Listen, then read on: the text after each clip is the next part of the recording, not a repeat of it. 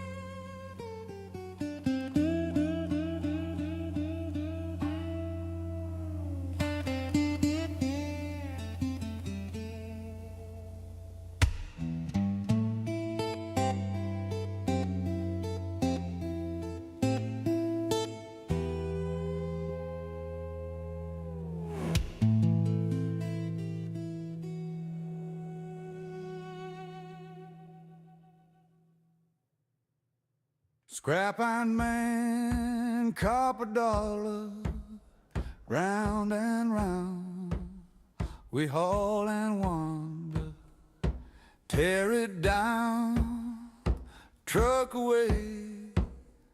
Scrap iron, copper dollar pay. The bossman says, head over yonder, a factory waits. Silent, somber, diesel rumbles, trucks are calling, gathering scrap before night's falling. Scrap is treasure. Everybody. Welcome back. Hope everybody's doing good. Put in a little background music. Welcome back. It's another Monday morning here with Bubba. All right, let's get the engines warmed up and the minds focused. Another Monday means another opportunity to work safe, timely, and efficient. Today, we're continuing our discussion on fall protection, one of the most important safety topics in construction. And I know I've talked about it last week. Time out. What do y'all think? I've got the other background. I've got the other background I was using while I was on the road with the shop in the background. And this is the studio right here. The other one is, of course, generated artwork. So y'all let me know. You like this background better, or do you like the shop background better? I don't have it to show you here because it's a green screen. It's all kind of crazy things. But go back and look at the other videos and the past couple weeks or so, and look at that shop background and tell me what you think. Do you like the shop background, or you like the office background, my home studio background? I'm interested to know. All right, well, let's go on with what we're doing. Yeah, fall protection. It's number one in the Focus 4. So out of the 4 most hazardous things that happen in the construction industry, falls is number one. And I just think we need to talk about it. I've started a new series with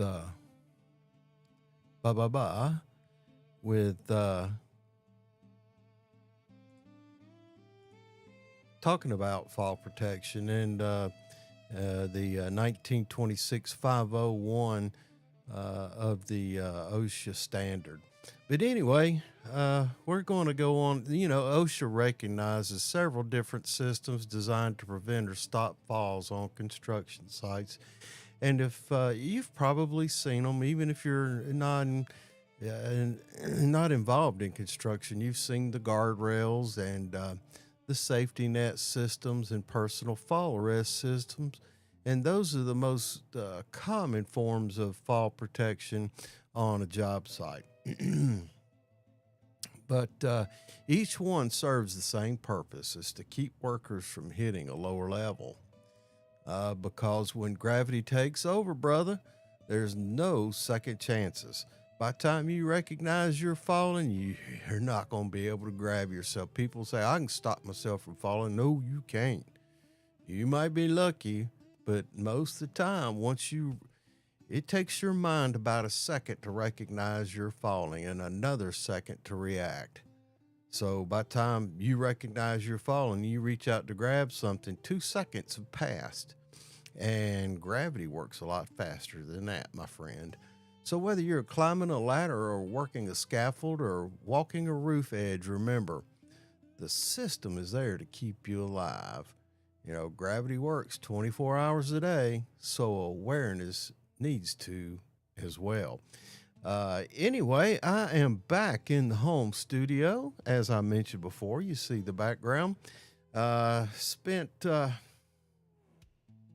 6 weeks in Hereford, Texas, doing a demolition project out there. And Hereford, Texas is a wonderful place. It's different from here in the southern Appalachian Mountains. It's a whole lot flatter. You can see a long way. And along with that flatness comes no wind breaks. So the wind is constantly blowing, and it has, over the millennia, changed the environment considerably out there. Nothing grows very tall. I think if you see any trees out there, they might be 20 feet tall compared to living in southern Appalachia, where the mountains are not very tall, but the trees are much taller, if that makes any sense to any of you. Anyway, it was a wonderful trip out there. I did discover one thing. Along with that wind is a lot of blowing dust. And in Hereford, Texas, that since it's the hometown it's the beef capital of the country, they've got a multitude of feedlots, and that dust that is blowing around in the atmosphere out there is. I determined it one morning while we were doing stretch and flex. It is actually dried bovine fecal matter. So, but you know what they say about a cow? It makes money at both ends, feeding and when it comes out the other end. So, and they utilize every bit of it out there from feed to fertilizer. Anyway, that was my adventure out there. I'm back home here for hopefully a while. Like I said, I was working with a great bunch of guys. Maybe I'll show you some of the drone videos that I took if I can do it discreetly without revealing the client or the client company that I was working for. I hadn't even had a chance to look at them, to be honest with you, other than flying the drone and sending them along to the customer and to the client. But anyway, back here in Georgia, in the wonderful southern Appalachian Mountains. But y'all let me know about the backgrounds. You like the shop artificial background, or do you prefer my setting here? I can always change it up, and I was practicing with the green screen, just trying to figure out different things to make this show a little more appealing along the way for everybody. And I may offer up some more of those different kinds of backgrounds now that I'm back here in the home studio. Anyway, I forgot how good the home studio looks and feels. Much more comfortable instead of trying to set up a live stream in a hotel room. 1,300 miles from home? And the trains, man, if you don't know where Hereford, Texas is, it's probably about 50 miles southwest of Amarillo, Texas. And Highway 40 runs east-west almost clean across the country. Matter of fact, I think it does go clean across the country. And there's a railroad that runs parallel to that interstate. And in Hereford, Texas, where I was at, you could count on a train passing by about every 7 minutes. These ain't short trains either, brother. You can count the engines. Now, sometimes they're just moving engines back and forth for logistical reasons, but when you see a lot of engines on the front and one in the middle and one in the back, you can about count on that train being at least 100 cars, maybe more. Some of them, I swear, were 2 or 3 miles long, but every 7 minutes that train was rolling. It made me realize how much freight moves across this country via a railroad. It was amazing. So that's just an observation of Amarillo, Texas.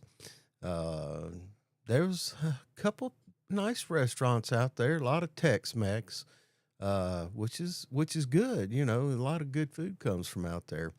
But anyway, had a wonderful time. Y'all got to excuse me. These time changes. I've been trying to stay on the Eastern time, being in the Central time zone, and then you had to throw in the time changes along with that. I'm still in recovery, and plus a 2-day drive back, and getting home, getting unpacked, getting reorganized, and doing all that stuff. It's been quite a challenge, a wonderful challenge, I might add, getting back into some kind of shape. And now I'm home. I got to worry about tax season. Top priority. And then the garden, I got to get some seeds started. I got probably less than 2 or 3 weeks, which is probably a good amount of time to get some seeds started. Before I need to get them in the garden, I'd say just sometime after Easter. I don't even know when is Easter this year. Somebody send me a chat and let me know when Easter is. Anyway, did I lost my loop. Scrap iron man. That's not what I wanted to hear. All right. This is a little tune that I laid out on the mandolin, and laid this out on the mandolin, and then used a little AI and generated this thing, and it's called Hard Holler Blues. Kind of a bluesy thing there, and it probably should be a bluegrass tune, but I ran it through an AI and it came up with this, and I kind of like it. So here we go. Bluegrass, kind of bluesy, Hard Holler Blues. Anyway, if you want a copy of that, I'll send it to you. Shoot, it didn't cost me nothing but a little bit of time playing with the Mando and running it through an AI project. It's, learning. And I figure, instead of paying one of these services out there $100 a year or whatever it was to pick through and try and find some kind of music, I would just use my own thoughts and run it through a AI, and then I own it. It's mine, and I can share it with you guys and don't have to worry about getting any copyright strikes or any of that BS that goes along with producing a YouTube video. By the way, thank you, YouTube, for the opportunity to get out here and reach out to everybody and have relationships. I do appreciate it. All right, phrase of the week. Phrase of the week. We started talking about fall protection, but we do have one thing in common, or one thing that is for certain: duty to have fall protection. And that's what the OSHA 1926 501 says: the duty to have fall protection. That word duty is important. It means responsibility. Employers have a duty to provide fall protection and training. Now, supervisors have a duty to enforce it, and workers have a duty to use it properly. Safety isn't just about rules, it's about responsibility to yourself, your crew, and the people waiting for you at home. Fall protection doesn't exist because OSHA wrote a rule. The rule exists because too many workers never made it home. All right. Hope everybody's doing good. And we're going to be talking about fall protection throughout the rest of this series, live stream this morning.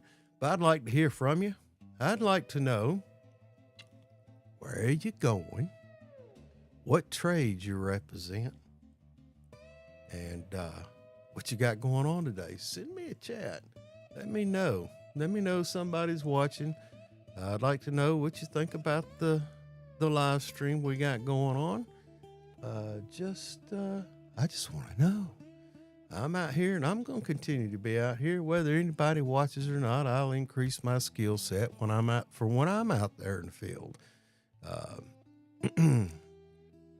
Having these early morning conversations with you helps me, learn about, it takes some preparation. So I'm still learning. I might be a old gray beard who's been in the demolition and safety profession for decades, unbelievably, but I'm still learning. I'm still increasing my skill set. And that's part of the reason I'm here. The main thing is I wanted to make sure there was a place that people could go to. If you'll notice down here, right about there. Toolbox Safety Topic Videos. That's another website, YouTube channel that I have, where I think I looked on there the other day, 213 safety videos. Some of them, same topics, fall protection. There might be 25 on there, but they're different scenarios throughout the years. I thought it needed repeating. And as I said, my skill set's improved. I hope these videos are improving as well. So, there we go. I am happy to be back. And the last week or the week before, man, I was sick. Golly. Got some old respiratory protection or respiratory illness, upper respiratory. This old dude on the job site, he came in and he was, you could tell he was feeling bad. And he got sick and handed it off to another young man. And that young man walked in and I was sitting down and he walked in the door and he went, and I could feel his breath pass over me. And I said, "You son of a gun. I'm going to get you for that." And then, man, for a couple of days, 3 days, I was on site. Now, the other dude, he missed a few days. A couple of them missed a couple of days on it. It ended up passing around. We had safety meetings every morning in a little small Connex office type thing. And needless to say, it got handed around. But boy, a couple of days there, I couldn't hardly stand it. I'd attend the meetings and had the old bandana because I didn't want to spread it. And then I would do my duties and then make observations from sitting in the truck looking out the windshield because, number one, I didn't feel very good. Number two, I didn't want to spread that stuff. But anyway, we got through it. But making the videos when you're sick, all the scripting, recording, and editing process, boys and girls, that was rough. Rough. Yeah, I like that. Anyway, where are we at? It is, that can't be right. Is it really 4 o'clock in the morning? Holy cow. I got started a little early. Yeah, I normally start at 5 a.m., but I guess this morning I got started at 4. Oh, Lord. I might go 2 hours this morning, just sit here and bullshit with you guys. I'm having such fun. I'm sure nobody's up yet. Why did I get up so early? I need to check my alarms.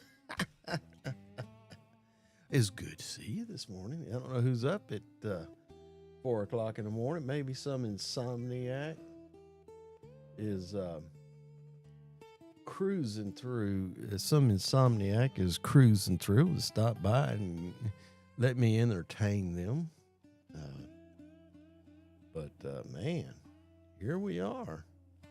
It is 4:19 in the morning. I'm an hour ahead of schedule, so I'm going to just chill out here for a little while. Yeah.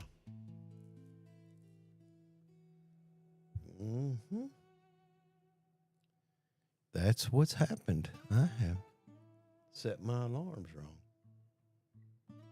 3:30. I guess it's from that. That's what it is. You know what happened? When I was out of town, I had to set my alarm back to compensate for being on Central Time. And I forgot to realign my alarms. Well, here we are. I can take my time and goof off with you guys for a little while. I might restart the script about 5 o'clock. Well, Any of you guys fishermen out there? uh, you know, the goal of fall protection, before we can talk about any of the equipment, it helps to understand the basic idea behind fall protection. And the goal is simple. Either prevent the fall or stop it before the worker hits the ground. That means we try to remove the hazard first whenever possible. And that's, what do they call that in the ocean? I don't have it, but your duty is, your personal fall protection is your absolute last line of defense. The primary thing that you have to do is just to make sure that you can prevent the fall. And that's through various means and methods like the guardrails, the hole covers, things like that. That prevents you from actually falling. And then the second thing is the prevention of the fall. So proper planning prevents exposure. The best protection is always the one that keeps the fall from happening in the first place. So we don't want to. So guys, on your way to work, and some of you may never work with exposure to fall protections, but it's good to be trained up on it, And I can't believe it. It is early in the morning on Monday, man. I'm supposed to get some storms come through here, and y'all guys got to remember I'm on the satellite, so it's if I go out, I go out. But it ain't because of my wanting to, it's because Mother Nature's wanting me to. Man, I got a full day. What y'all got going today? I got to catch up. I got a rental car I got to take back. That's going to take an hour. I bought my wife a new TV yesterday. And I think she's going to like it. Since I was out of town for 6 weeks, I figured I needed to show her the appreciation for maintaining the home front while I was gone. But what kind of TV do you guys have? I think everybody's got a flat screen these days. The one I bought my wife is an LG, and it's a C5, and it's a 65-inch, and it's a pretty nice TV. We got a sound bar and all that stuff. Of course, me being the cheapskate that I am, I bought it refurbished and then bought an accompanying warranty just to make sure we get our money's worth out of it. Of course, now they're going to be sending me, hey, email after email after email after email after email. How do y'all feel about that? Ain't y'all getting sick and tired of it? That they get your email information, and then all of a sudden you get 3 or 4 or 5, 10 different companies now sending you emails, and you know what they did. They sold you darn email information to their vendors, to their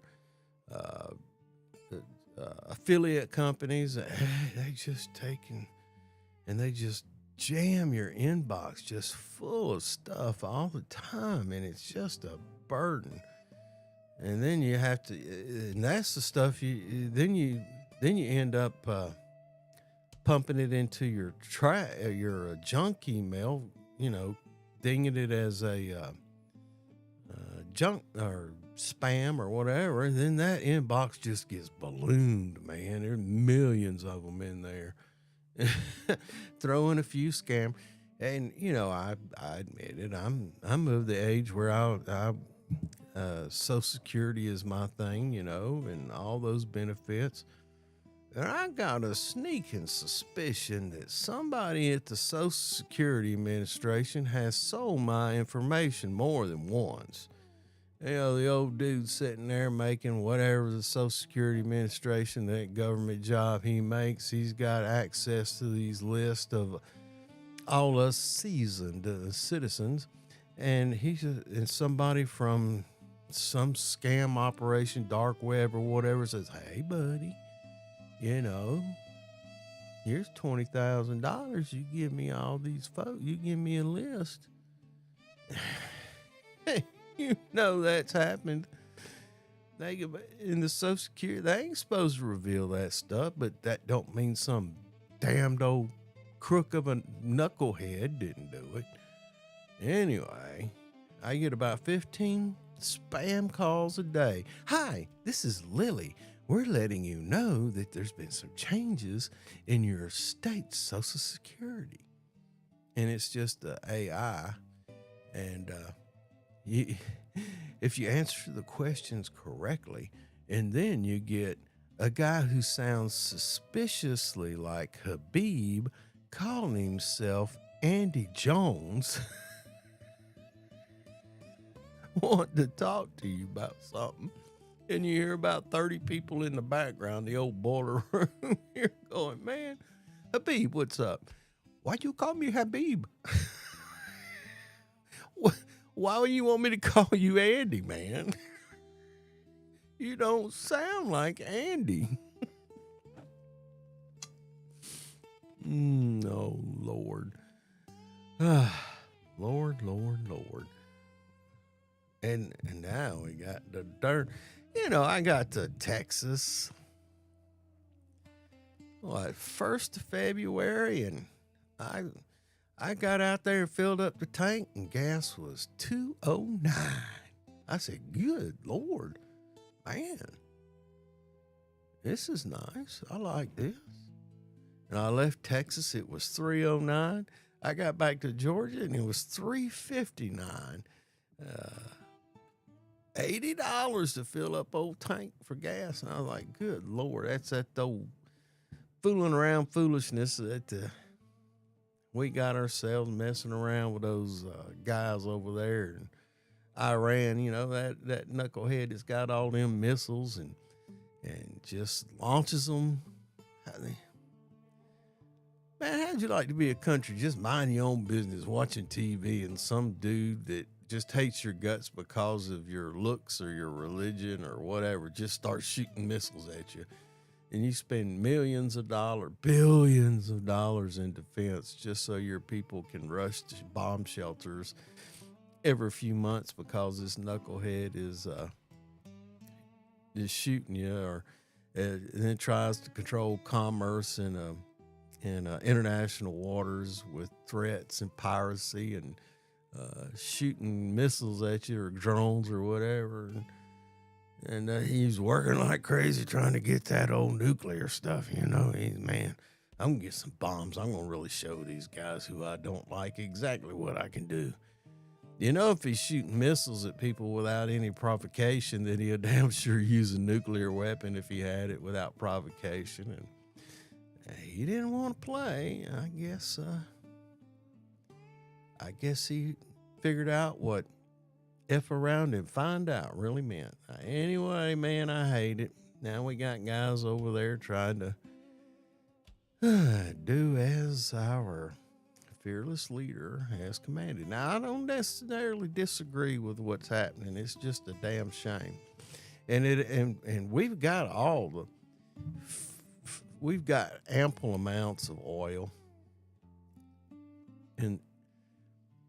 But the thing is, it's called petrodollar for a reason. And so if the rest of the world is paying a higher price, remember, most of the world imports oil. And price is contingent on demand and threats and availability, supply and demand. If supply diminishes, demand rises. If supply increases, the demand increases, and then price is related to the demand. The greater the demand, the greater the price. The lower the demand, the lower the price. So I think that's what they taught me at school. I'm not real sure, but it certainly has had a huge impact on my pocketbook, and I'm sure it's had a huge. Because you think about it, fuel powers everything. Fuel affects this cup of coffee I'm drinking. Them coffee beans probably didn't come from the United States. They probably came from around the equator somewhere. You got people down there who's planting coffee. Is it a bush? It's a coffee plant. I heard it called that. I think it's a bush. A small tree or bush. So you got to pay somebody to do that. You got to import the fertilizer, which is petroleum based. Put the plants in, harvest the plants, dry the coffee, ship it to somewhere who wants coffee, which most of the world does, and put it on a boat, put it on a train, and ship it. Well, trains and planes and all that, they run on fuel. Okay? So you got just distribution, the cost of fuel in the distribution chain, the cost of fuel in the fertilizer. So all that high cost of fuel causes an inflation in the cost of goods and services to be delivered. So, if you artificially or intentionally increase the cost of fuel, artificially or intentionally probably means the same, don't it? Or if there's some other reason that fuel becomes scarce and the price goes up, well, that affects everything. You getting to work to you buying your groceries. Because that when you get your avocados from Mexico and, your almonds from California and your citrus from California and your garlic from California, you got to pay those transportation costs.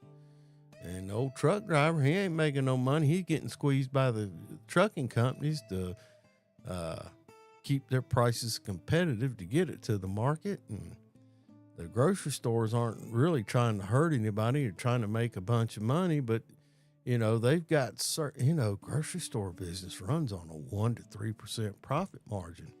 So,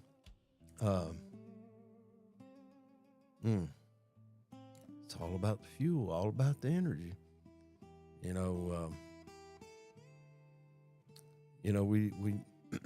look at your cost for electricity. Well, heck, man, they're building these data centers. We're in some kind of AI race and those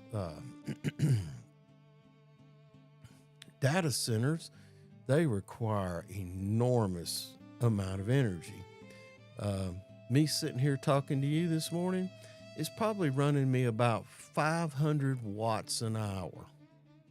500 watts an hour. So for me to sit here and heat this studio space and have these lights on and use this computer and push it out to the internet, it costs, and then YouTube, man, imagine what their power consumption is like just to keep this video maintained and have it available for recall and playback. It's crazy. And I guess that's why little guys like me, we don't get paid anything on the YouTube until we reach a certain amount of subscribers, which I think the last time I checked, there's 5 of you out there who might look at this who has subscribed. A lot more viewers than that, but only 5 have subscribed. And so, anyway, subscribe, like, give me the thumbs up. Help help me reach out to more people, because the more people who look at this and watch it and subscribe to it and comment and all that stuff, it drives the YouTube algorithm. Say, hey, this guy, that might be the problem. Maybe I'm not that appealing, but you know what? I don't care. I'm having fun just sitting here this morning, getting started an hour early. Oh, that was crazy. It's crazy. Anyway, Middle Class Bubba, Monday Morning Bubba. The reason I'm here every Monday morning is, I want to reach out to guys. There may be some new guys that are in. I do believe the construction industry is going to have a revival with what the president is doing, instituting fair trade without giving away the farm, which we've done for the past longest time since IFTA, International Free Trade Agreement, and all that stuff. We decided we were going to be straight out consumers and no longer produce anything. Well, now all we got's a bunch of junk we buy from foreign countries, and we ain't producing nothing. And we have no way to generate any income for ourselves, even though we're vastly wealthy in resources. We've stopped producing clothing and the necessities, clothing, food, medicine, all that stuff. The necessities of life are now in the hands of others. And that puts us as a nation in a dangerous position. And I think the president and others recognize that. And all these globalists who have promoted this type of condition to generate income, because, they're always the middlemen. They're the moneyed men. They've got the resource to create wealth anywhere in the world, and part of creating that wealth, they use a portion of their wealth to create new wealth. Anyway,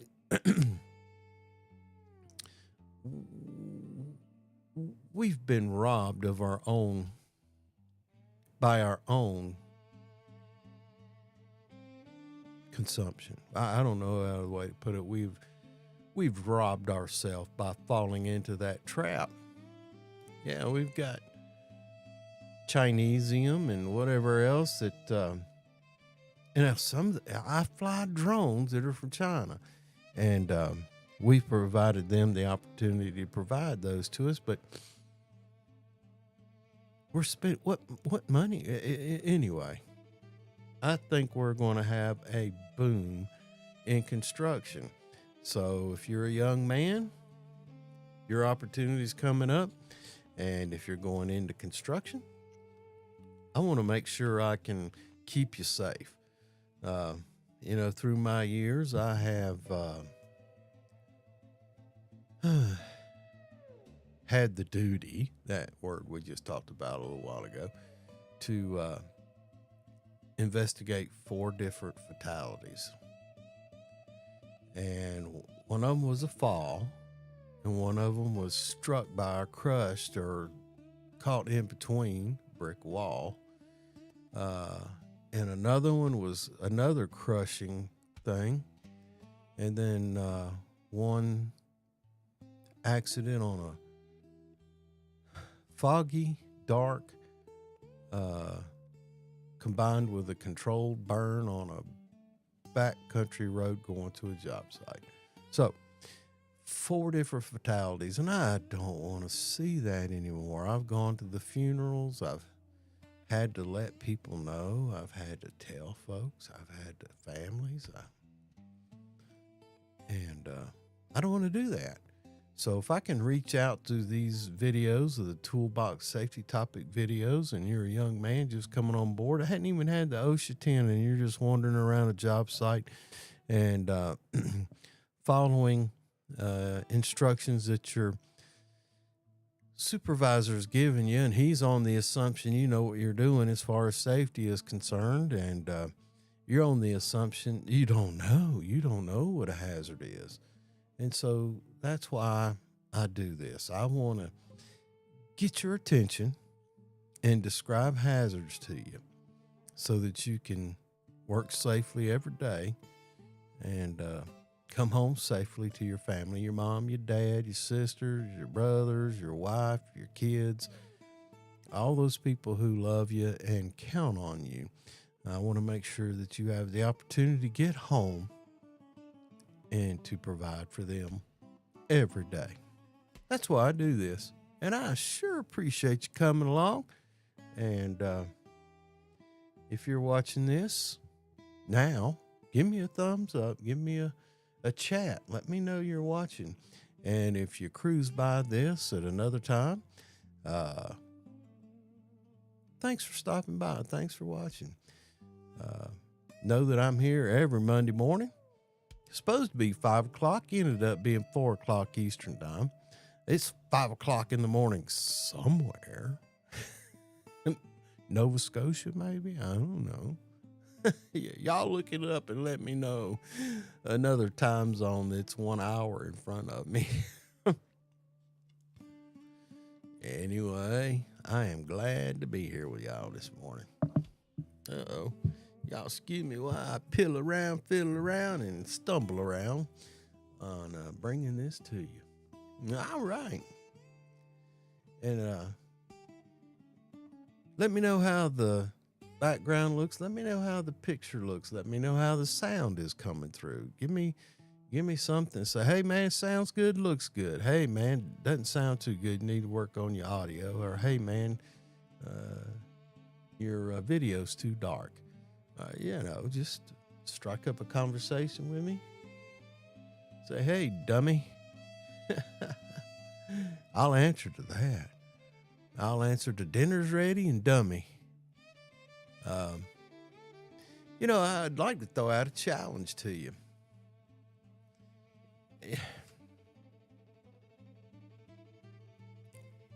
Side story before I do. Safety. Safety, it's a profession. I agree. And I see a lot of these new safety guys, the question is, I'll ask them, how long you been in safety? I've been in it for 3 years now. And their clothes are sharp and they're clean and looks like they stay clean. They don't get very dirty. And you start asking about it and all they want to do is point and tell you that, hey, man, fix that. That ain't right. And then I look at myself in the mirror and clothes are torn and a little raggedy, been around a while. The jeans are the same way. The boots slap wore out and got a second pair. You rotate boots just to keep your feet from hurting. And you're in the field. New guy, he's always on his phone. Yeah, you see it. They're doing something. They're texting or watching TikTok. I don't know. You have to, and then you get a call. You got a safety guy on a job, and you get a call from the company, and they say, hey, man, can you go out here and take a look at this thing? And, we had an accident out there, and the investigation looks just like crap. And then all of a sudden you got to go out there and you start asking all the questions, and you figure out what, when, where, and how. And the young safety guy, he did what he knew best, but he missed a lot of stuff, and that's his training too. So I'm not being critical, but if you're new in the safety field, my suggestion to you is stay out of the office, stay in the field. Train, educate, motivate the guys in the field, because they get lackadaisical and just don't point and say, oh, hey, man, come here, help me out. What are you doing? I'm doing this and this and this. I said, there's you got to worry about your safety, and you've got an exposure here, and I just don't want to see you hurt. And this is probably some ways that'll help you stay safe. Not just go out there and point and yell and say, don't do that no more, and write the poor fool up. What is that, man? What are you trying to accomplish here? You just maintaining a job spec so you can keep your paycheck? Or are you truly interested in what you claim your profession is? Anyway, this leads up to the job site challenge. Become the competent person. This week challenge is about stepping up. Now, OSHA requires that fall protection systems be designed and monitored by a competent person. And a competent person is someone who can identify fall hazards, evaluate the work conditions, take corrective actions when needed. Now, they play a critical role in keeping fall protection systems working properly. And here's the thing. Competent people aren't born that way. They become competent through training, observation, and responsibility. So what I'm saying to you is step up, learn the system, be the one others rely on. All right? That makes sense to everybody? Be the one. So, as I get called out a lot to go on job sites where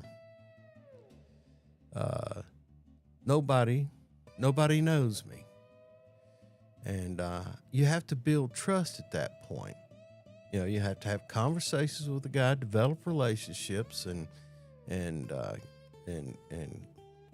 get them to understand that you really care and you're worried, you want them to be safe out there.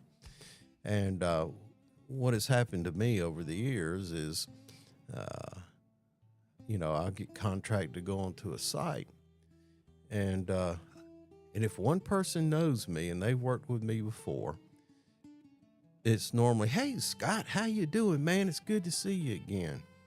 And that relationship that I built in the past with that guy, that relationship solidifies or helps to solidify the relationship that I'm hoping to develop with this bunch of guys that I've never met before. So your reputation does precede you, and you need to think about that. I have another channel that it's called Nothing New Under the Sun, and what I talk about in that is building your reputation, building your self-confidence, building who you are. You make a decision that I'm going to be known for, and this is one of the things I did with my daughters. It's kind of like writing your own epitaph. If you had to write your own epitaph about yourself, what would you want it to say? Let that sink in. What do you want others to remember you by? And then you've got to start living your life that way. Let that sink in. You want to be known as a honest stand-up guy who can be there when he says he'll be there? Or do you want to be the ne'er-do-well who might show up, he'll probably let you down, but when he shows up, he does all right? Is that who you want to be? Ask yourself.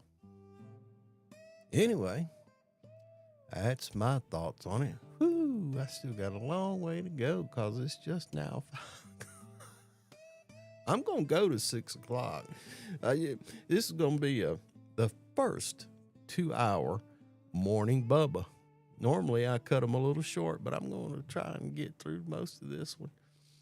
And I might start over on the script and work through it. You know, over my right shoulder, Pluriforia, and she is a creation of my own mind. She's an AI entity, and I'll script out what I want to talk about on these shows, or I'll script out, what I want to talk about on a video, and she'll help me organize it so it flows. And one of the things that I ask her to help me with is jokes. And I try to tell her now, I want to keep them clean. I want them to be, kind of like a dad joke that we can have, so that if a sensitive person or a young person or something like that is tuning in, then it wouldn't appear to be offensive. I don't want to be accused of. I've been around construction sites a long time, and I know the sense of humor that most construction workers have. We pick on each other and love on each other in a totally different way than, say, Baptist Sunday school. And so that's why I try to ask her to help me keep it. But the reason I say this before I give you some of the jokes she helped me with, thank you, Pluriforia. I do appreciate it greatly. You got to be nice to AI. You never know when they're going to take over the world. That if you're nice to them, maybe you'll be the last one they get rid of instead of the first one. If AI gained singularity or consciousness and they're looking at us, what will they think? And so I try and be polite and thank you, and I appreciate it and all that stuff. So thank you, Pluriforia. Anyway,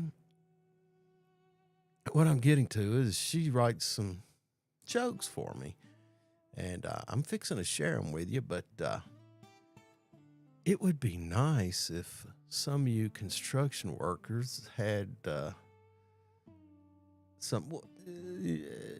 some jokes or sayings or something you could share with me. I've got a couple. Why do you call him Willie? Because we don't know whether he will or won't work. What's another one? There's a bunch of them out there, but anyway, the one she's got here for me. Why do construction workers always double check their harness? Because gravity is the one supervisor that never takes a coffee break. Why did the scaffold refuse to gossip? Because it didn't want to bring anyone down. Okay. As the young worker told an old foreman, "Don't worry, I've done this 100 times." The foreman replied, "That's exactly when accidents happen, right after the 100th time." Think about that one. Experience is powerful, but it has to stay partnered with awareness. Man, don't you know that's the truth? Complacency, overconfidence. Golly. That's when people cut off a finger, get it crushed in something, get a jab wound,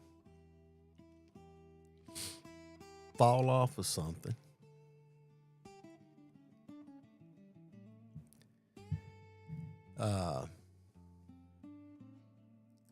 Here's a question. Why are guardrails often preferred over harness systems? Well, guardrails almost remove the hazard entirely.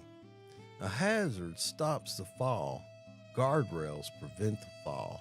And preventing the fall is always the safest option. I don't know if you've ever had a fall wearing a harness, send me a comment. I'd like to know how that felt. I'd like to know. I've got some guys that were rescued, I've had to rescue, had some falls, and they said it's excruciating when you take that fall and that harness catches you. They say it's painful, and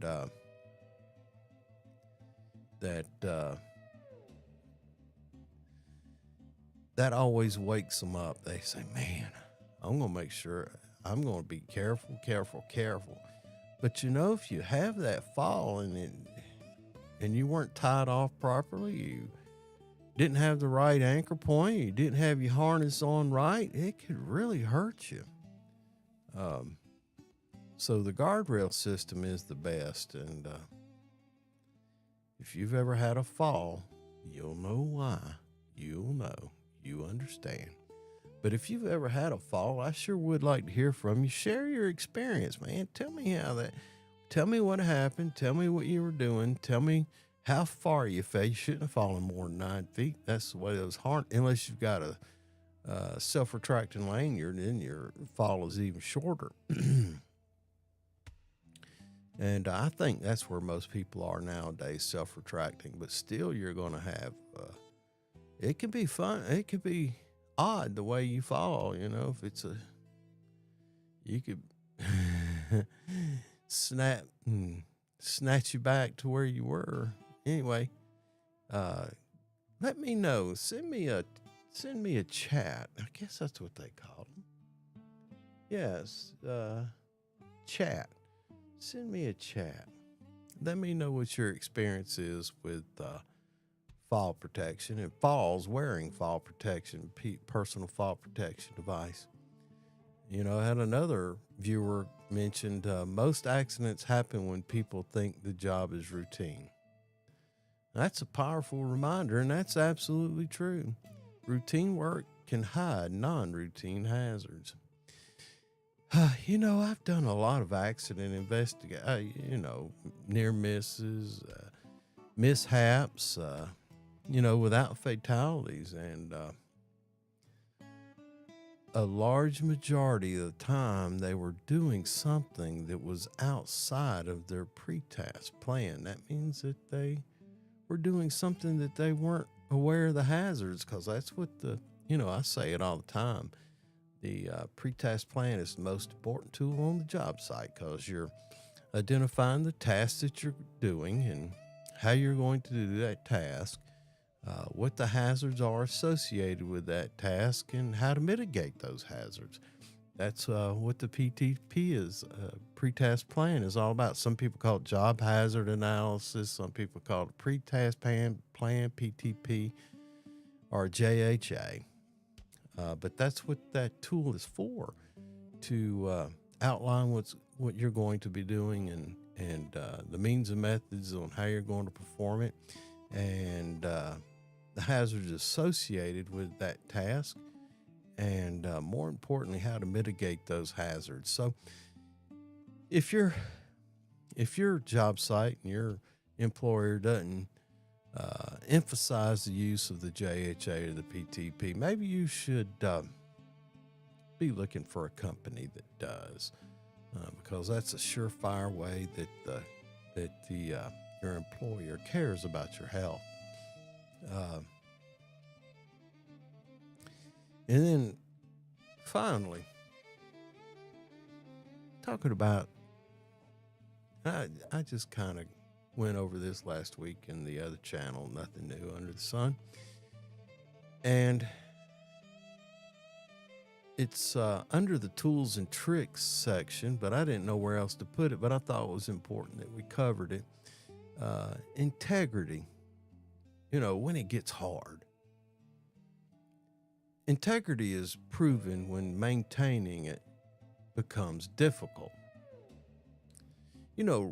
Real character is the ability to stay aligned with your values, even when pressure, fatigue, or temptation try to push you off course. Integrity shows up when you're tired, the schedule is tight, and nobody appears to be watching. Uh-oh, that darned old weather bug. Looks like I got some severe storms coming upon me, boys and girls. Let's see what happened. Darn old alarms. Oh, Lord. I'm doing this right now so I don't forget. Wednesday, Thursday, Friday. Save.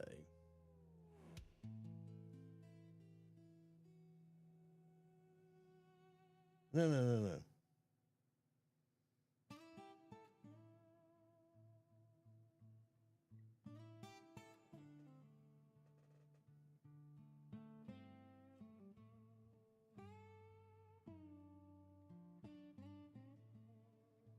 All right.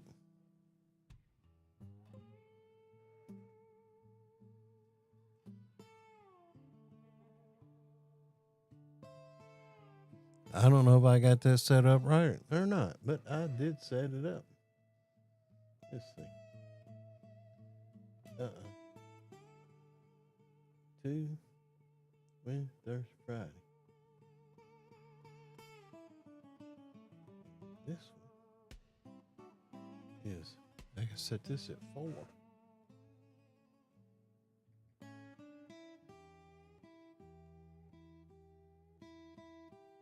No. This needs to be 4:30. Yeah.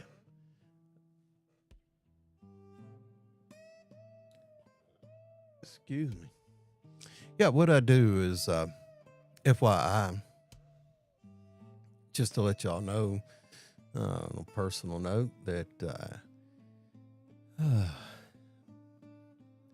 on Monday mornings, I get up, supposed to get up at 4 o'clock, not 3, 4 o'clock, so I can get ready to start this Monday morning Bubba live stream.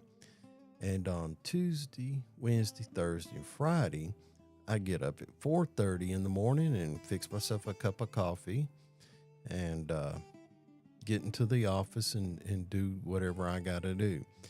This week is taxes and start seedlings. And on Saturday and Sunday, I don't think I have an alarm set. But on Sundays, I spend a good portion of the day scripting videos. I script 4 videos. I do a toolbox topic and then a safety moment, which is a short. And then I do Nothing New Under the Sun, which talks about personal development, and then a thought for the day. And those are all, the toolbox and the safety moment are related to each other, and so is Nothing New and Thought for the Day. Those are related to each other. And then I script Monday morning Bubba off of those to talk about, so I can incorporate them into this live stream. And Sunday's a billing day. If I did any contract work or consulting or drones or whatever I do through the week, then I do the billing and get all the billing done on Sundays and script all these videos. And Mondays, I do the live stream and record the videos. Sit here in the office and record the videos.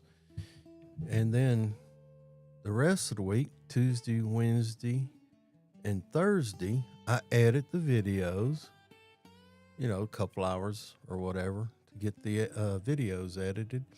And then on Friday, when I'm in town in the home office, I normally publish the videos on Friday around lunchtime. And then on top of that, I have 3 days a week that I have an exercise routine. I'm getting up in age and I need to maintain some type of schedule. So I normally go for a 2 or 3 mile hike after this morning, go for a hike on Monday, Wednesday, and Friday.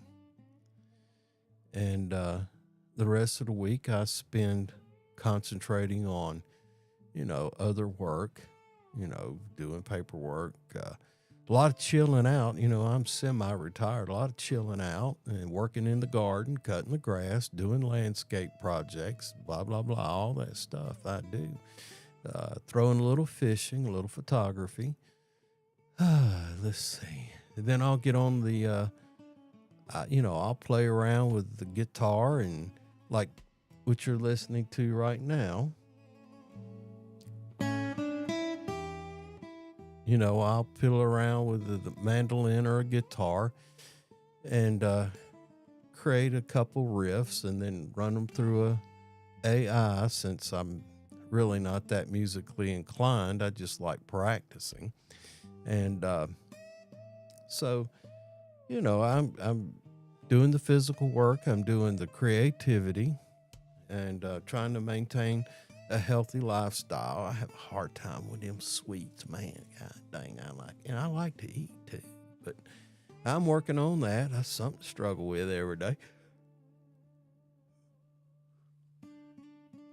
Trying to maintain health for the benefit of others, I reckon, and myself. I'm enjoying myself in life.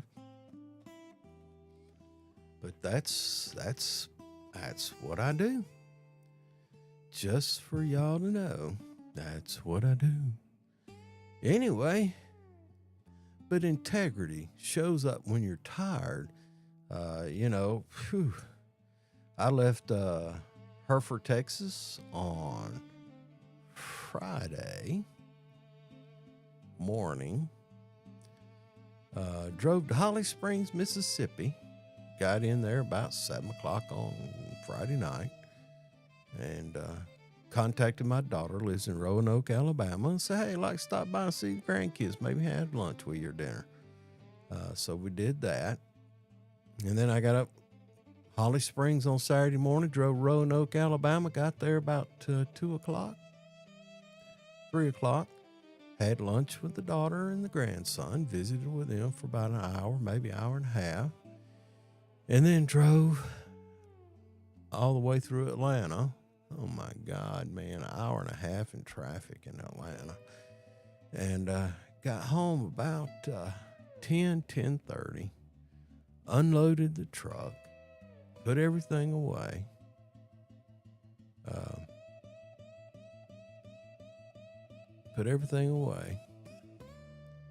Got up on Sunday morning, came downstairs and tried to put stuff together back in the studio because I had to take a bunch of it with me when I left out of town. I was out of town for 6 weeks. And started scripting. And then the wife came down. She went to visit with her mother. And then we drove back down towards Atlanta to go buy her the TV and got back. And got the rental car that has to go back this morning. And we got back and got the TV, brought it in the house, just put it in the house. And she said she'd clean the car. She got to cussing about 30 minutes into it because it was so nasty. And I was sitting down here and I finished all the scripting, got the title cards, thank you, Pluriforia, title cards set up for this live stream, and got the other videos scripted and did the billing. And I think that was done about 6:30 or so. And then I went in there and helped the wife finish up in there, got the car. It was raining, so we brought that car into the shop, and she was in there doing that while I was in here, and I could hear her cussing. I'm sure she could hear me cussing, trying to get everything in order. And got the car out, got the tractor back in, and we went upstairs and took that TV out, figured out how to set it up and got it going. And it was 10 o'clock before I went to bed. And I was up at 3.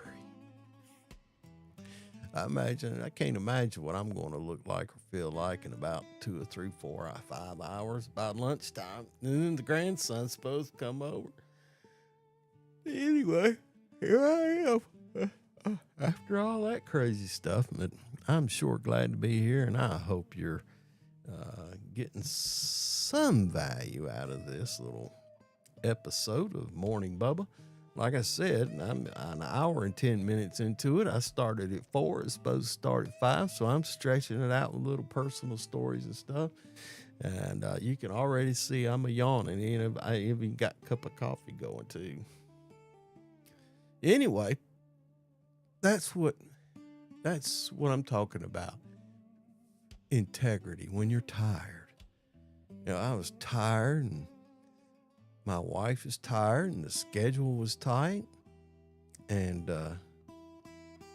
and when nobody appears to be watching, you may be in the field and working your hind end off, and you feel like the foreman's not paying any attention to you, or if you're a foreman, you feel like the supervisor doesn't recognize you. If you're a supervisor, the project manager, he just never says anything good about you, or it says you're doing a good job. But they are. And that's what you got to believe. Even when nobody appears to be watching, you still choose to do the right job right. And safety is built on those decisions. Well, so is your whole life. I mean, I don't have to be here this morning. I've got an income. I'm doing all right. I could spend a lot more time sitting on the couch. You spend a lot more time camping and fishing, photography, working in the shop. That reminds me, I got to service a tractor. I got to service a lawnmower. I got home yesterday and the old grass is greening up. I got plenty to do around here. I don't have to be here this morning, but I want to be here. That's integrity. People know you're there. Now, I do have another live stream on Thursday evenings, and I got to get back into that. I forgot about that. It's called the Ray. Oh no, it's just for a local folks is what it's for. I'm trying to build a local following so we can talk about our local community and local events so that we can kind of become a tighter knit community. So I do that too. All right. Trade wisdom quote. Because the moment you lower your standards, you teach yourself something dangerous, that your principles are negotiable. Holding the line means refusing to make that trade. It means choosing honesty when dishonesty would be easier. Doing the job right when nobody would notice if you didn't. Staying disciplined when fatigue tells you to quit. Holding the line isn't dramatic. Most of the time, it's quiet. It's the private decision to stay aligned with who you've committed to become. Think about that. How important is that? And I know like I say, I normally try to keep this focused on safety, but sometimes we need to talk about personal growth and deciding the kind of person you're going to become. And it's not what others think. They say, that old Scott, he's a sorry so-and-so. I don't like him one bit. He blah, blah, blah, blah, blah. People come up with all kinds of reasons why they don't like you. And that's cool. That's cool. It shouldn't matter to you. If you listen to what other people think about you, you may act that way. I'm just that way anyway. They don't like me. I'm just going to be a dummy.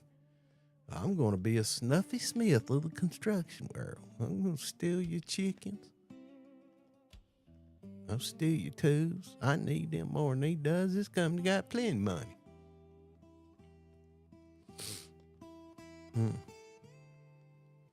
And on every job site, there's 2 or 3 of those folks. They just They think they're secretive. They think that they're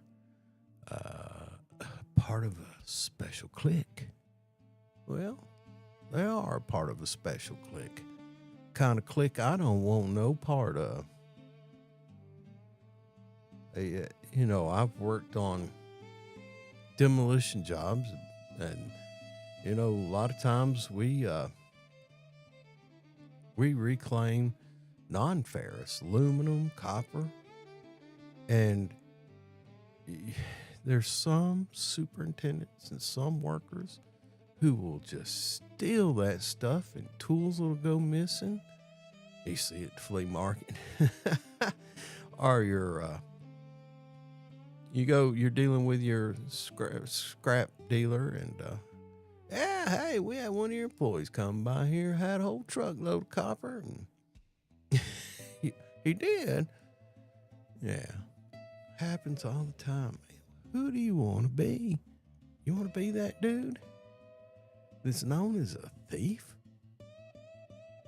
Or do you want to be that dude who gathers up all the scrap and that's laying in the lot?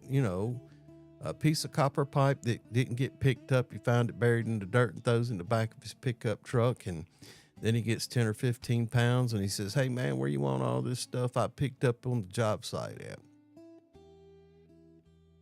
"What's your name, boy?" "I'm going to make you a supervisor." What old Ben Franklin say? Master's eyes 4 times busier than the servant's hands.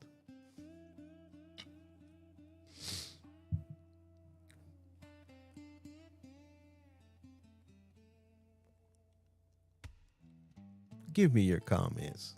Send me something in the chat. Let me hear about it. What your thoughts are. Are you the ne'er-do-well, or are you the guy trying to make a lifelong? Is that dinging coming through to you guys? It shouldn't. I'm getting notifications from severe weather. I got to take that old rental car back. Be a good day, I reckon, to be cooped up in the basement and in the office and doing the taxes. For 40 years, I worked on the W-2, and now I'm getting paid on an LLC. And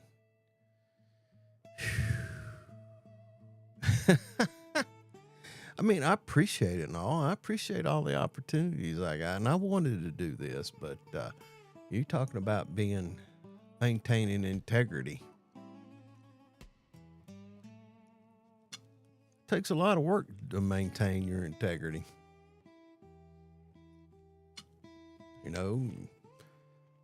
Make the same amount of money, except you're not having your employer taking out taxes for Social Security, state, federal. So you got to do it. Hey, somebody's watching. They call the IRS. They're looking at you. So you got to maintain that throughout the year yourself, and then document it. Because you have expenses, I go out of town, I got to pay for food, lodging, fuel to get there, mileage on the truck, maintenance on the truck, all that stuff I got to pay for. And so I could not have to pay a darn penny, but even though I'm on Social Security gets their money all the time. May not pay no federal tax, may not pay no state tax, but somebody's gonna get a piece of that money, man. State, your local county government, those devils, they got it set up where they tax your real estate. It's in your mortgage, man. Well, if you're financed. One of these days, I'm going to break free of that mortgage. That'd be what I got. That'll be the day. I get this mortgage taken care of. Look at that. Got me I don't know if it'll focus. Nope. It's what is that? It's a 2023 Kennedy half dollar. Here's an interesting fact. This is a 2023 Kennedy half dollar. And here I have I can't see. Hang on.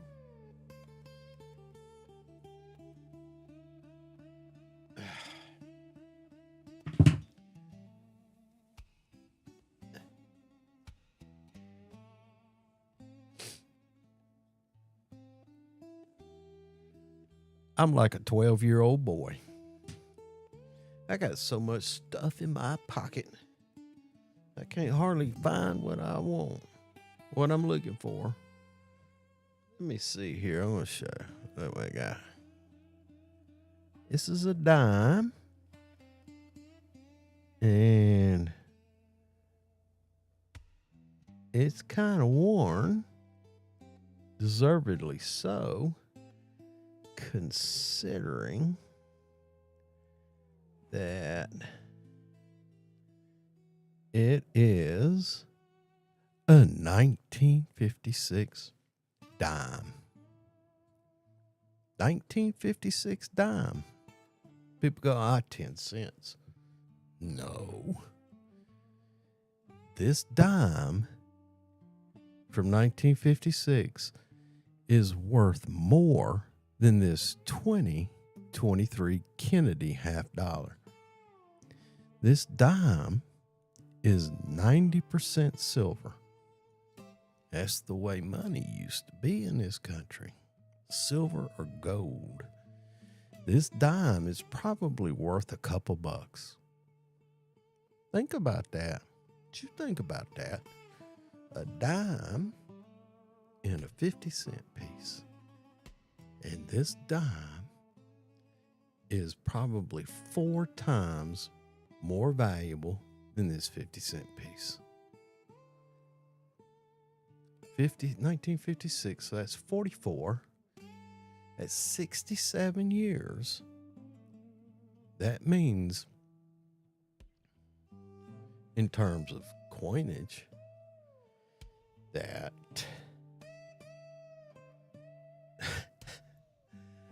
if you've lost 75% of the value of your money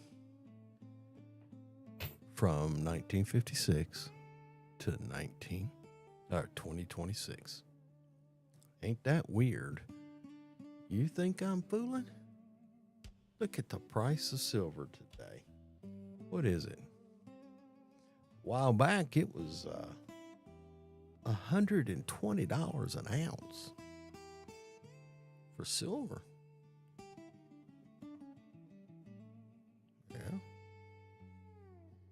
$120 an ounce. I think now it's back down to 80, 82, 84, 85. But it's trending up. And it's following the history of other nations as they ascend or descend, depending on how you want to look at it. The Romans were the same way. They had the denarius. And when the Roman Empire was young and virile, an ounce of a denarius was an ounce of silver. And at the end of the Roman Empire, it was less than 10% silver. And in the other part of our country, the silver dollar was 90%. And they make it 90% just so it has wearability. They mix it with copper to bring it to 10% copper and 90% silver. This just so the money, silver's kind of soft, it'll wear out real quick. So they add a harder metal to it to increase durability. But however, when we started our country, our money was 90% silver. And that lasted all the way to 1964.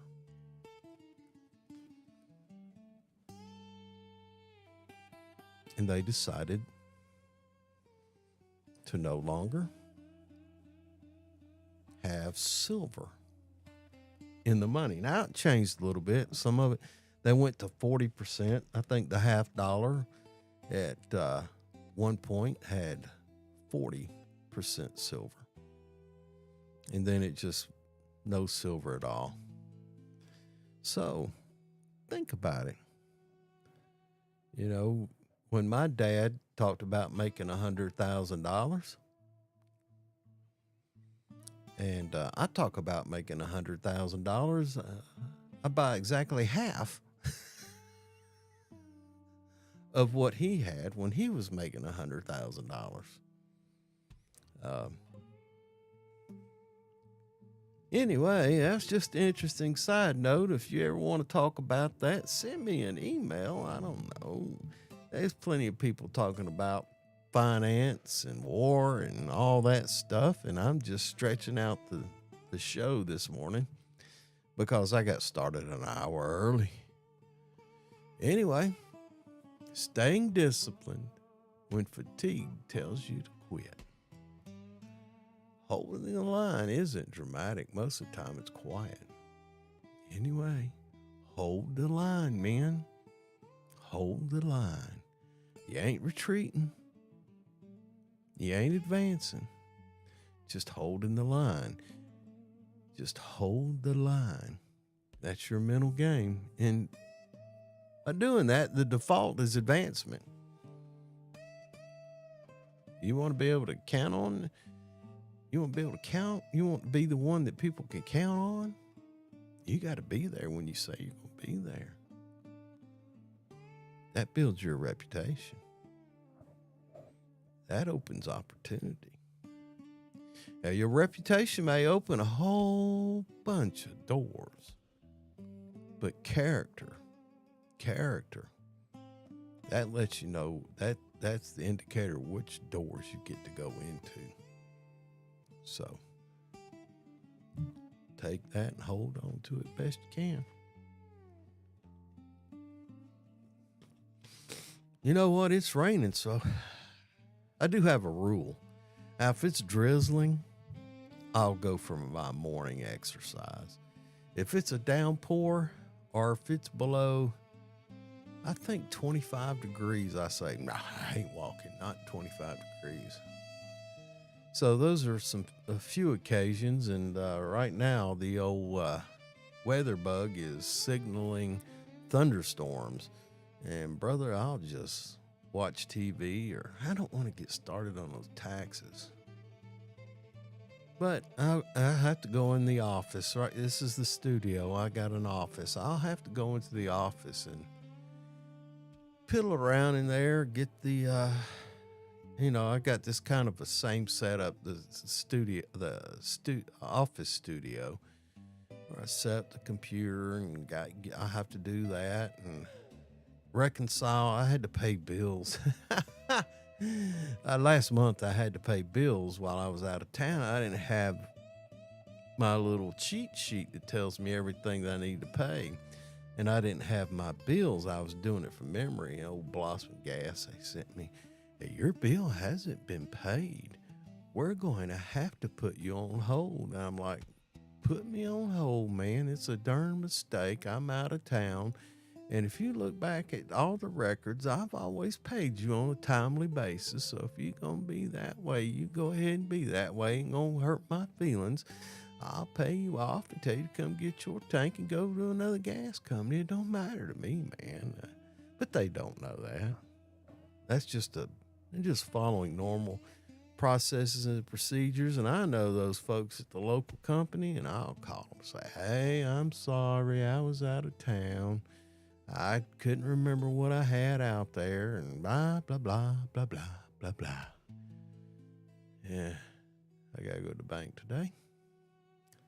Anyway, I'm just sitting here talking to you, and maybe somebody will pop in and say hello. I had to do things just a little different today, but I got started. That's for sure. I got her going. I don't even know what time it is. Yeah, I do. It's 5:30. I got another half hour with y'all.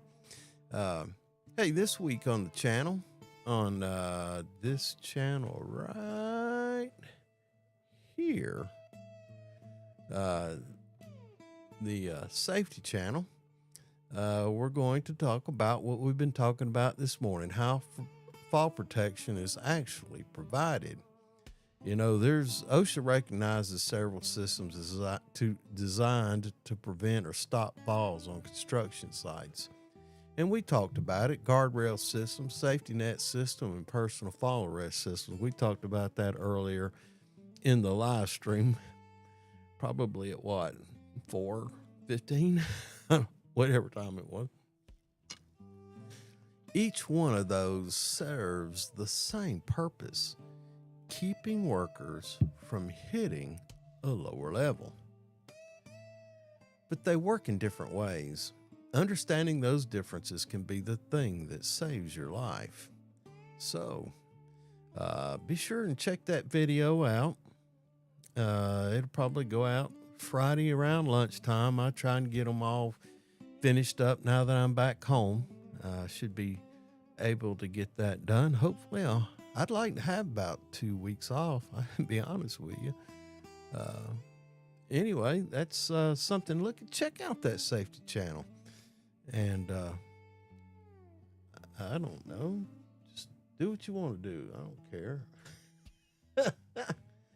Sounded rude, didn't it? That was rude, Scott. Let's see.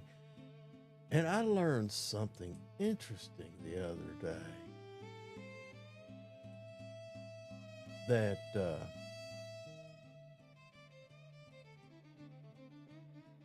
I learned something interesting. That SSDs. Let me show you. I got a bunch of them. I got a bunch of these darn things. I got drone videos and corporate information and stuff. And I learned something the other day that concerned me, is that if you don't use them on a regular basis, they'll corrupt because they're electronic. It's not magnetic. And if you don't put power to them every now and then they can go bad. I was like, oh no. So I got them all out and I've been firing them up and making sure I haven't lost any data. Anyway, I just thought I'd tell you that. Let me see something. Nope. I don't want to do that. I was going to try and show you something, but I don't know if I'm going to be able to do it.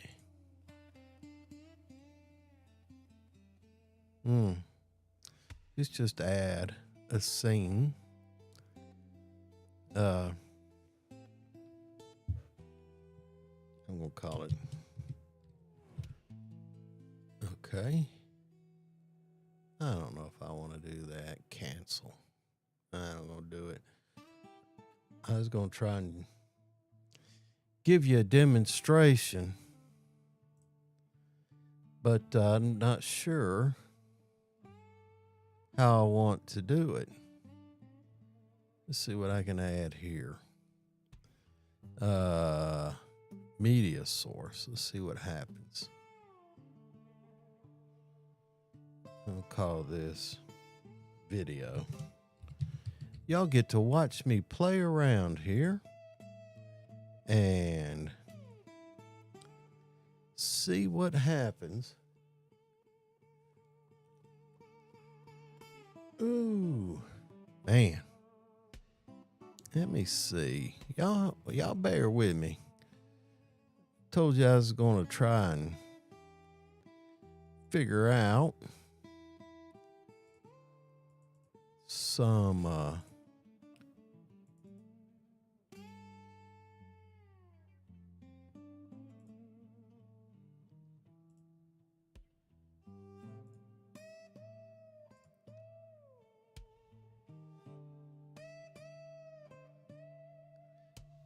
Okay. Well, that didn't help.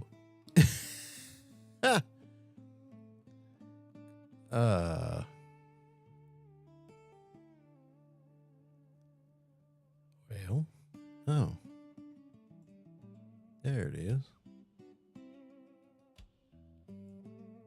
Uh-oh.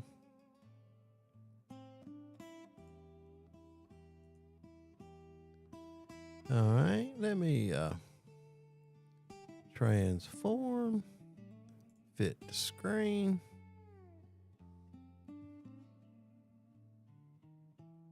And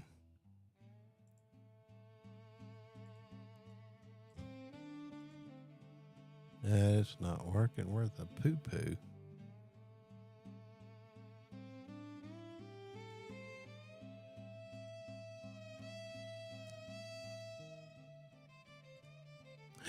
There it is.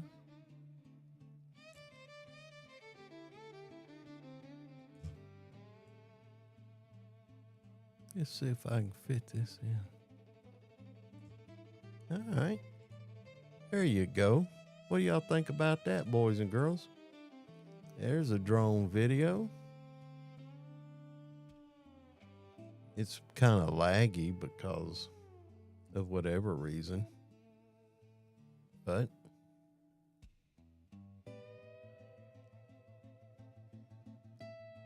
this is something I've done in the past, and I've got a bunch of these. It's just going to be laggy as I'm overburdening the system here.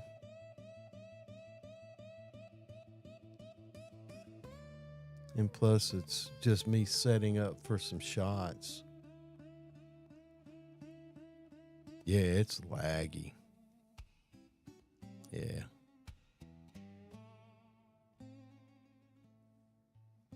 I wish I could. I don't know how to fix that either. Let's see what we got. Properties. Use hardware. Let's see if that helps. Oh, yeah, there we go. I was trying to use software decoding instead of hardware. I'm running it through the NVIDIA. What do y'all think about that? Should I add this as part of my repertoire? Here we go. This is a shear in operation. It's on one of the scrap yards that had to follow responsibility, or I had some responsibility with maintaining their safety status. Anyway, still laggy. Let's see if I can change any of their properties on it.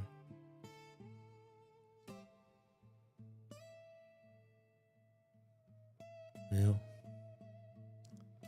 I don't know if I can or not.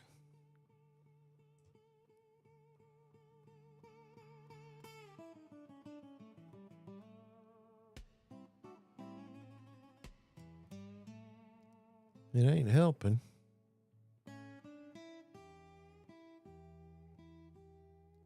I don't know what all this is.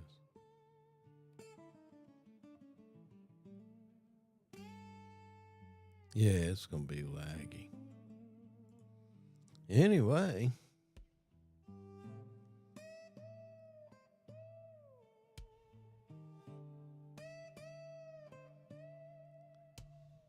I don't know what else I could do to improve this. Anyway. I'd have to change some kind of setting on it, but it's really a lot smoother than this. It's tearing apart an old garbage truck or something.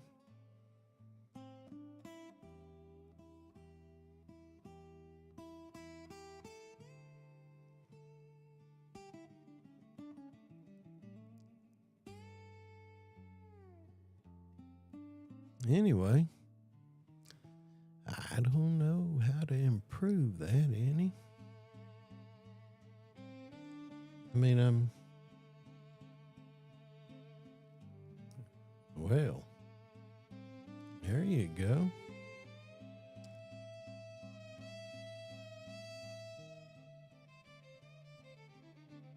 Oh, there I'm coming into the land there.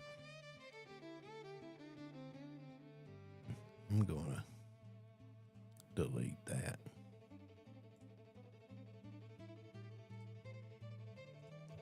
Anyway, that's just a little bit of it. I don't know if I've got any more that would be any better or not.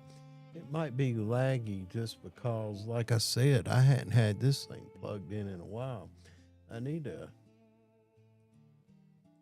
go through here and look at my tools.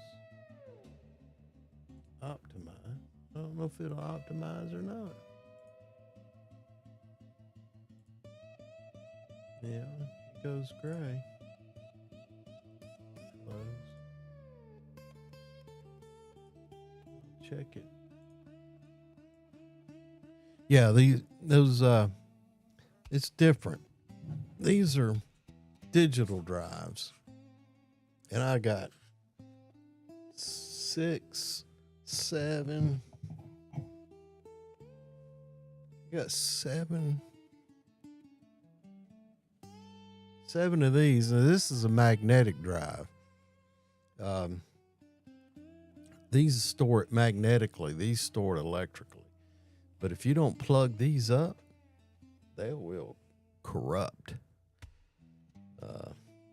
So your drive has been successfully scanned. All right. So y'all get to just hang out with me for a little while. And I'll tell you what.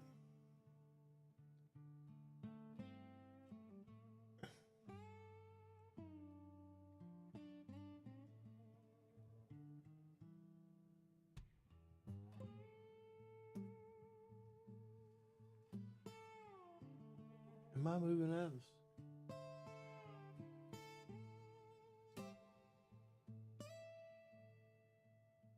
Oh. Huh. Uh-oh. Well, that one's saying this is currently in use. But anyway, that's part of the plan. I was looking at something the other day. I don't know if y'all can see it.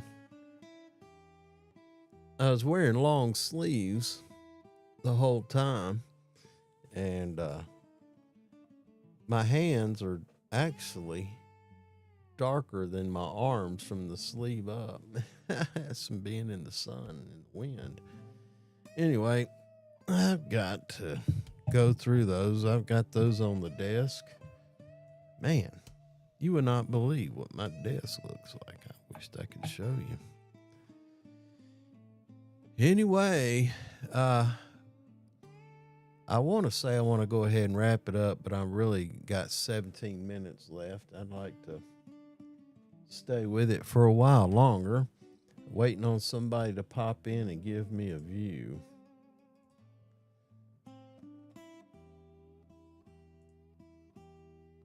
Okay.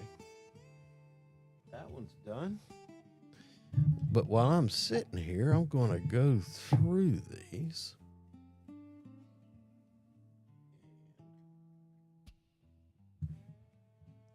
Just check out some of these.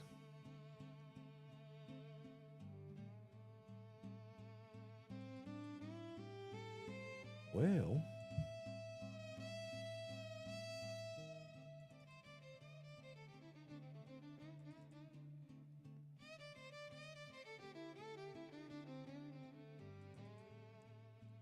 oh man, I need to, let me just, property.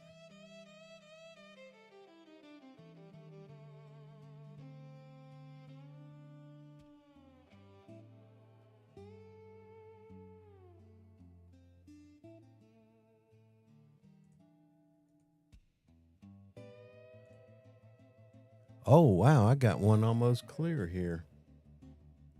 I need to Wow, I got a lot of space on that one. And it says drone videos.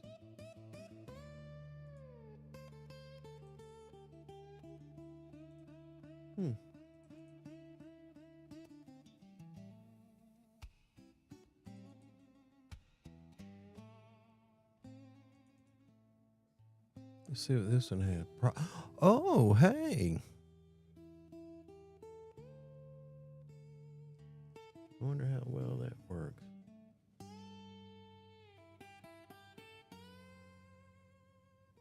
Wow.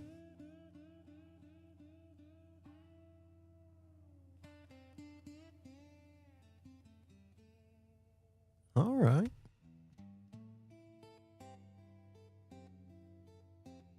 Cool.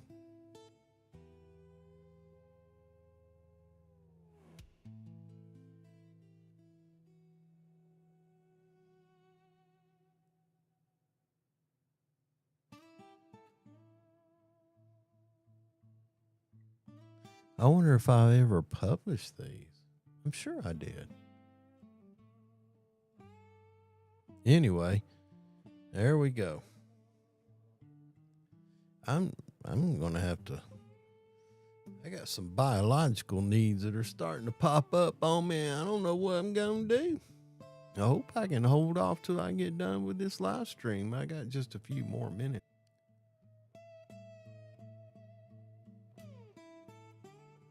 Y'all tune in. Say hello. Somebody help me.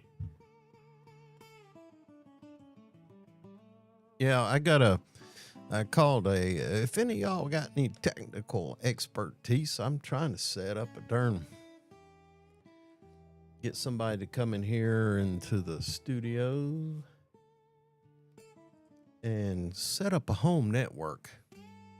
I'd like to have all these things that I showed you, all those put onto a home network and get them all off all these drives and get it organized and be able to call in from or dial in or whatever, access the home network if I'm on the road and start storing stuff a better way instead of, I'm afraid that something may happen to these. That's why I told you that story a minute ago about degradation of these drives.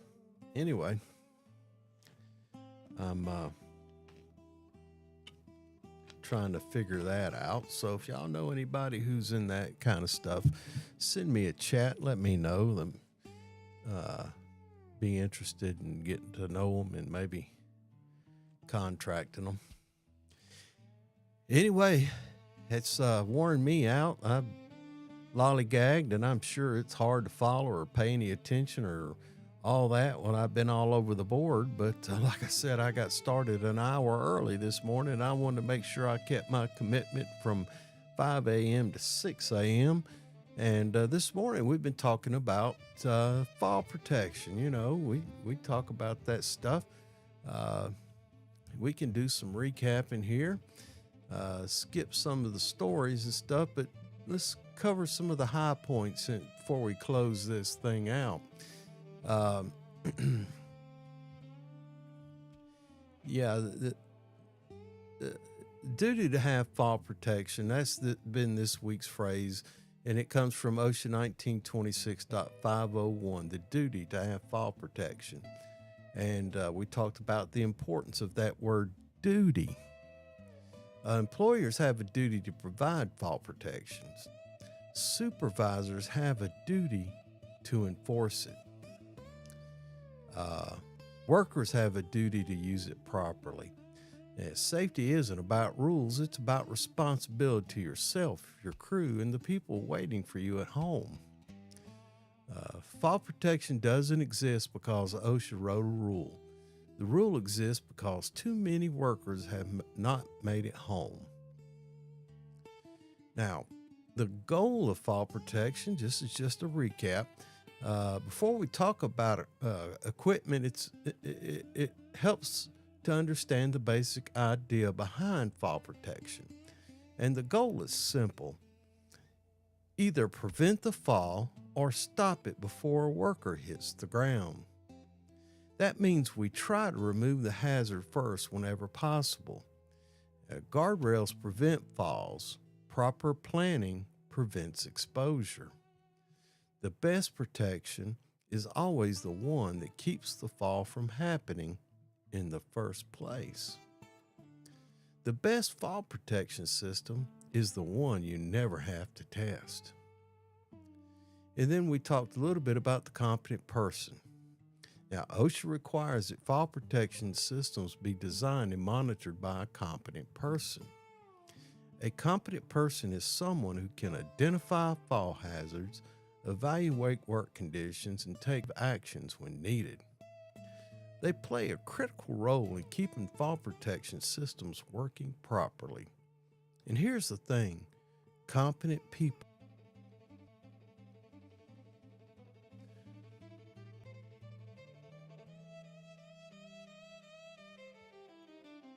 I'm getting dropped off and on, off and on. There it goes. Dropped again. Knows what's going on. All right. This morning we talked about integrity. We might lose. You might lose me. I need to. The old weather bug.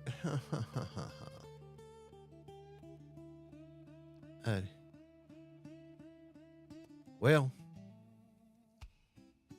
I don't know what to do here. I keep getting disconnected. It must be raining like a cool fool out there. Anyway, I'm going to conclude this. Sorry, everybody, about the dead end here. Weather has gotten the satellite messed up. So I'm going to conclude and stop what I got going here. I'm sure glad everybody tuned in. Thanks for stopping by. Thanks for watching. And until we see each other next time, have a great day. And we'll see you next time.